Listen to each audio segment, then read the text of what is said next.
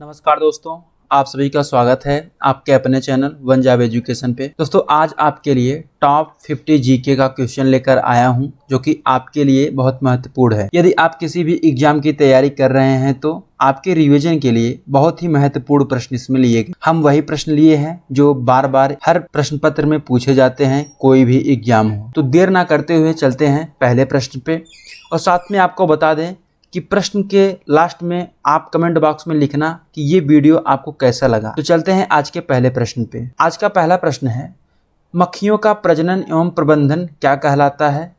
तो एपीकल्चर मक्खियों का प्रजनन एवं प्रबंधन कहलाता है। दूसरा पॉइंट है, रक्त का थक्का बनने में सहायक कौन सी विटामिन होता है? तो विटामिन के रक्त का थक्का बनने में सहायक होता है। तीसरा पॉइंट, कैल्शियम एल्युमिनियम तथा कैल्शियम सिलिकेट का मिश्रण क्या कहलाता है? तो सीमेंट कहलाता है कैल्शियम एल्युमिनियम एल्युमिनेट तथा कैल्शियम सिलिकेट का मिश्रण। चौथा पॉइंट, खट्टे फलों में क्या पाया जाता है? तो साइट्रिक अम्ल खट्टे फलों में पाया जाता है।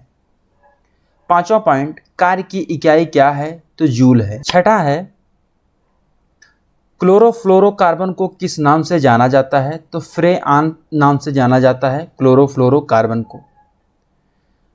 सातवां पॉइंट है, वह कौन सी अम्ल है जो स्वर्ण को घोलता है? तो एक्वा रेजिया स्वर्ण को घोलता है। अगला पॉइंट, आधुनिक परमाणु सिद्धांत की प्रेरणा किसे माना जाता है? तो जॉन डाल्टन को आधुनिक परमाणु सिद्धांत की प्रेरणा माना जाता है। सेब को दांत से काटने के लिए किस प्रकार के दांतों का उपयोग किया जाता है? कृतंक दांत का उपयोग किया जाता है सेब को काटने के लिए। अगला पॉइंट है, कौन से दो रंग के मिश्रण करने से हरा रंग तैयार होता है? तो नारंगी और बैंगनी रंग तैयार होता है। अगला पॉइंट है, आरएनए का अभिप्राय क्या है? तो राइबोन्यूक्लिक एसिड आरएनए का अभिप्राय है। अगला पॉइंट, लोलक का संचालन क्या कहलाता है? तो दोलन गति लोलन का संचालन कहलाता है। अगला पॉइंट, किसका प्रयोग चिकित्सा रोगियों की जांच में करते हैं? तो स्टेथोस्कोप रोगियों की जांच करने में प्रयोग किया जाता है। मलेरिया का संबंध किससे है? तो ज्वर से है मलेरिया का संबंध। अगला क्वेश्चन है, रक्त शर्करा स्तर को नियंत्रित करने वाला हार्मोन कौन सा है? तो इंसुलिन रक्त शर्करा स्तर को नियंत्रित करता है। नेक्स्ट पॉइंट है, कैल्शियम हाइड्रोक्साइड का प्रयोग करके मोर्टार के प्लास्टर का निर्माण किया जाता है। इसे किस नाम से जाना जाता है? तो चूना जल के नाम से जाना जाता है। अगला पॉइंट है, प्रकाश संश्लेषण में सहायक पत्तियों के हरे पदार्थ को क्या कहते हैं? क्लोरोफिल कहते हैं प्रकाश संश्लेषण में हरे पत्तियों के पदार्थ को।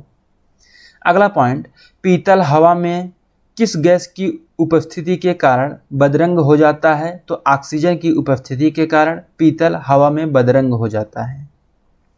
अगला पॉइंट है, बार किसकी इकाई है? तो वायुमंडल दाब की बार इकाई है। ठोस से वाष्प अवस्था में पदार्थ के रूपांतरण को क्या कहा जाता है? तो उदातीकरण कहा जाता है, ठोस से वाष्प में बदलना। चेचक होने की वजह क्या है? तो वायरस है चेचक होने की वजह। नेक्स्ट पॉइंट है, प्रतिरोध की इकाई क्या है? तो ओम है प्रतिरोध की इकाई। अगला पॉइंट, सबसे व्यस्त मानव अंग कौन सा होता है? तो दिल। हृदय सबसे व्यस्त मानव शरीर का अंग होता है। अगला पॉइंट, बेकरी में साधारण तथा उपयोग किए जाने वाला बेकिंग सोडा वास्तव में क्या होता है? तो सोडियम बाइकार्बोनेट होता है।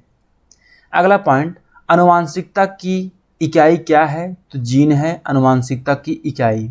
दोस्तों हर प्रश्न पे आप ध्यान देते चलिए, हर एक प्रश्न आपके लिए इम्पॉर्टेंट है। अगला प्रश्न है, आनुवांशिकता के नियम की खोज किसने की थी? तो ग्रेगरी मेंडल ने आनुवांशिकता के नियम की खोज की थी। अगला पॉइंट, कोशिका झिल्ली किस में पाई जाती है? तो पादप और पशु कोशिका दोनों में पाई जाती है कोशिका झिल्ली। नेक्स्ट प्रश्न है, पानी की अस्थायी कठोरता दूर करने के लिए क्या उपयोग किया जाता है? तो पोटेशियम परमैंगनेट को डालकर पानी की कठोरता कम की जाती है। अगला पॉइंट, पानी का अधिकतम घनत्व किस ताप पर होता है? तो 4 अंश सेंटीग्रेड ताप पर पानी का घनत्व अधिक होता है। अगला पॉइंट, निकट दृष्टि दोष दूर करने के लिए किसका उपयोग किया जाता है? तो अवतल लेंस का उपयोग किया जाता है निकट दृष्टि दूर करने के लिए। मानव शरीर में सबसे बड़ी धमनी है? तो महाधमनी मानव शरीर में सबसे बड़ी धमनी है। अगला प्रश्न है, सौर प्रणाली में सबसे बड़ा प्राकृतिक उपग्रह कौन सा है? तो गैनीमेड सौर प्रणाली में सबसे बड़ा प्राकृतिक उपग्रह है। अगला प्रश्न, शरीर के किस अंग में आयोडीन संचित होता है? थायराइड ग्रंथि में शरीर के अंग में आयोडीन संचित होता है। अगला प्रश्न है, समतल दर्पण की नाभिक कितनी होती है? तो अनंत होती है समतल दर्पण की नाभिक। नेक्स्ट प्रश्न है, ध्वनि की प्रबलता किस पर निर्भर करती है? तो आयाम पर ध्वनि की प्रबलता निर्भर करती है। चाय में कौन सा उत्तेजक विद्यमान रहता है? तो कैफीन चाय में उत्तेजक विद्यमान रहता है। फाइलेरिया रोग किसके कारण होता है? तो कृमि के कारण फाइलेरिया रोग होता है। अगला प्रश्न है, मानव मूत्र प्रकृति में कैसा होता है? तो अम्लीय होता है मानव मूत्र। अगला प्रश्न है, दूध की शुद्धता का माप किस यंत्र से किया जाता है? तो लैक्टोमीटर से दूध की शुद्धता मापी जाती है। अगला पॉइंट है, पृथ्वी पर सबसे अधिक मात्रा में पाया जाने वाला धातु कौन सा है? तो एल्युमिनियम पृथ्वी पर सर्वाधिक मात्रा में पाया जाने वाला धातु है। विटामिन की सबसे अच्छा स्रोत क्या है? विटामिन सी की सबसे अच्छा स्रोत क्या है? तो आंवला विटामिन सी की सबसे अच्छा स्रोत है।